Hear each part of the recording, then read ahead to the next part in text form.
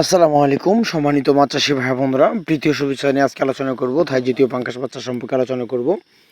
সম্পূর্ণ ভিডিও দেখার অনুরোধ রইল।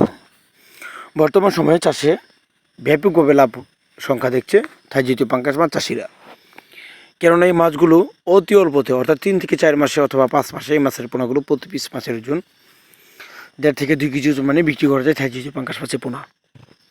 থাই জাতীয় পাঙ্গাস মাছ চাষের জন্য যা আপনাদের লক্ষ্য রাখতে হবে, বিশেষ করে পুকুরের আয়তন। যদি পুকুরের আয়তন বড় হয় তাহলে মাছ অতি দ্রুত বড় হবে।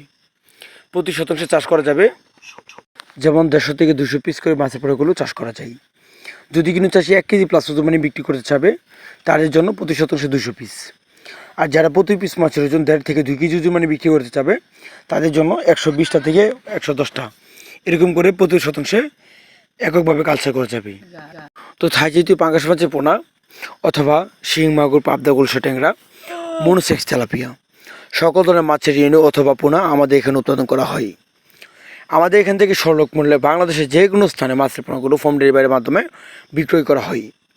তো আমাদের এখানে কেজিতে 20টা থেকে 10টা, কেজিতে 4টা থেকে 5টা যে কোনো সাইজের মাছের পোনাগুলো নতুন অথবা ছোটো বড়ো যে কোনো সাইজের মাছের পোনাগুলো আমাদের এখানে রয়েছে।